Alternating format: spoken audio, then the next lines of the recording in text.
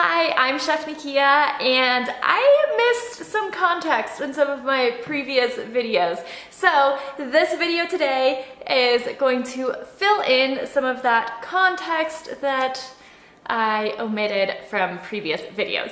Welcome to the Culinary Time Machine, where we explore the history of food and the evolution of cooking. So the context that I am referring to is the fact that in many of my videos, I just say like humans, and I don't specify if I'm talking about like Homo sapiens or Homo erectus, where in the evolutionary journey we were at. So when I speak about humans harnessing fire, I don't specify that that was Homo erectus, I just say, oh yeah, humans. And so there is a difference, right, between the species as Homo sapiens, Homo erectus, and before. Because we are talking about such large timelines and so long ago, the climate does have a huge impact. And we were going through ice ages and interglacial periods and glacial periods, and that, yes, of course, has an impact on if there were glaciers or not and the sea level, but also has a huge impact on the amount of moisture. Periods of thousands of years in which, there was more rainfall, or if they were drier periods. So in this video, I'm going to provide you with that overview of over the millions of years that we're talking about. All right, here is kind of how the climate was changing. Here's how humans evolved through the few different stages. That way you can use that as context in my future videos. And I don't need to necessarily go into these specifics in those future videos. We can really focus on talking about the food and the cooking. This is the type of information that you can find with a quick Google search. I just want to share it with you because I do think that without this context, some of my videos might sound a little wishy-washy. Like, I know we weren't the same species 2 million years ago as we were like 100,000 years ago. So just want to provide the extra context for you. So when we talk about like early human history, oftentimes we hear them classified as the Stone Age, the Bronze Age, and the Iron Age. The Iron Age, of course, being the most recent, and the Stone Age being the oldest. Now, the Stone Age is subdivided into the Paleolithic, Mesolithic, and Neolithic age or eras. So the Neolithic era is the most recent, right? That's going to kind of butt right up to the Bronze Age. Paleolithic is the oldest, going back to about 2.5 million years ago. So 2 to 2.5 million years ago, that's about whenever humans, Homo erectus, migrated out of Africa to the Asian continent. And in the description box, I'm going to link to this grid or chart timeline on the Smithsonian's National Museum of Natural History website that is interactive. And so if this is a subject that you are super interested in, you can find out even more information here. I am going to do a very high level overview of this, okay? But head to the link in the description box to access this timeline for yourself and click around, find all kinds of cool stuff. What's really cool about this timeline is they have the climate fluctuations, the species that were in existence at the time, and then major milestones in the human evolution. For example, bipedalism and the beginning of like crafting stone tools and the discovery or the harnessing of fire, of the use of fire. So as I've mentioned, it was several millions of years ago that our common ancestor with like apes and chimps existed, and we branched off of that common ancestor to eventually become humans. And in most of what I discuss in this show, I focus on the most recent 2 million years and realistically like the most recent million years. And so there are steps of human evolution that I very much like gloss over for the purposes of discussing cooking, because if there is not archaeological evidence of humans cooking until 780,000 years ago, then 3.5 million years ago just doesn't interest me quite as much. When Homo sapiens were evolving to become, Homo sapiens, the species that we know today, they were living alongside other branches of this hominid tree, and some of those include like Neanderthals.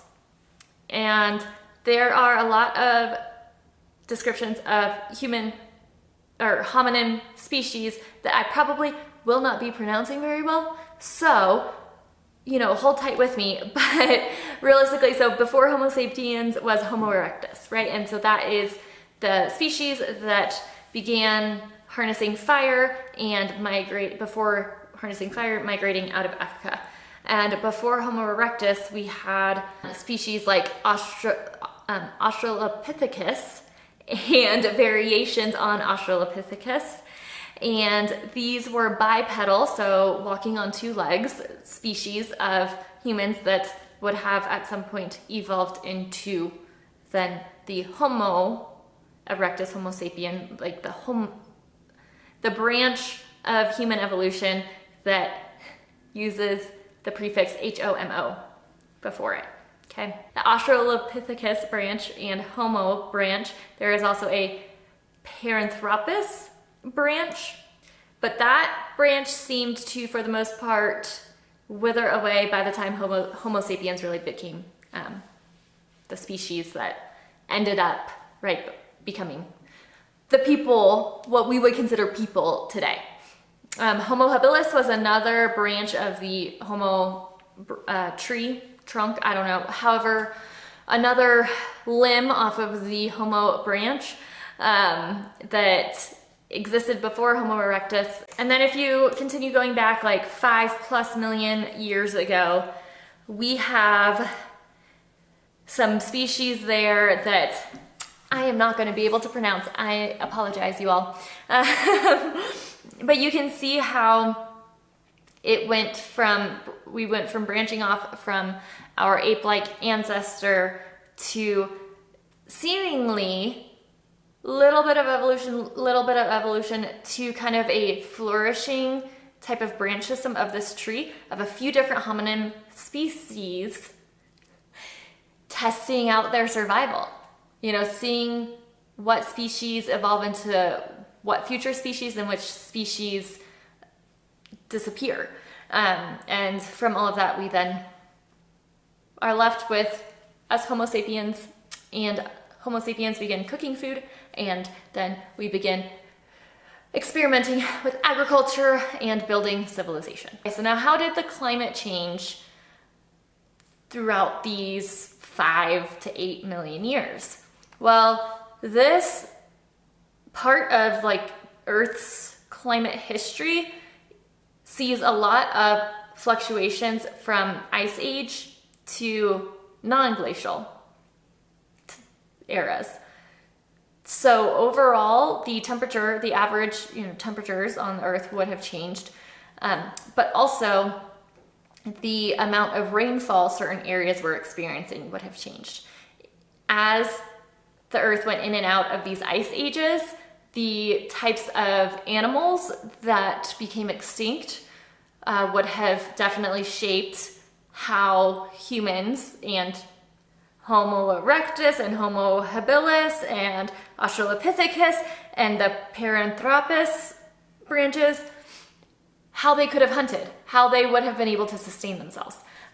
Different plants also would have flourished or also gone extinct depending on the amount of rainfall and the average temperatures. So overall, about 8 million years ago, it seems to have been warmer, on average warmer, and while there were these ages, would have lasted on average about 100,000 years. So whenever you look at that over 8 million years, that's a lot of cycles.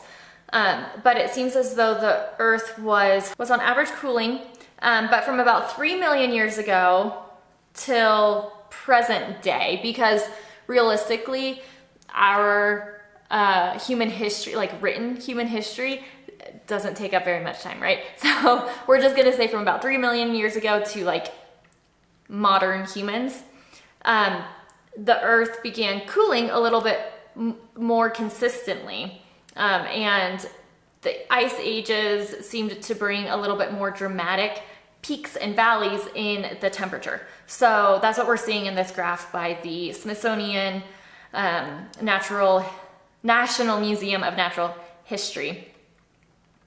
And so due to these cycles and these peaks and valleys in the temperature changes, it could have a lot to do with why we see so many different species of hominin flourish and then collapse. If certain species were not as well attuned to, you know, continue evolving and surviving through either the driest of the dries, the coldest of the colds, or the hottest of the hots, that this climatic cycle brought.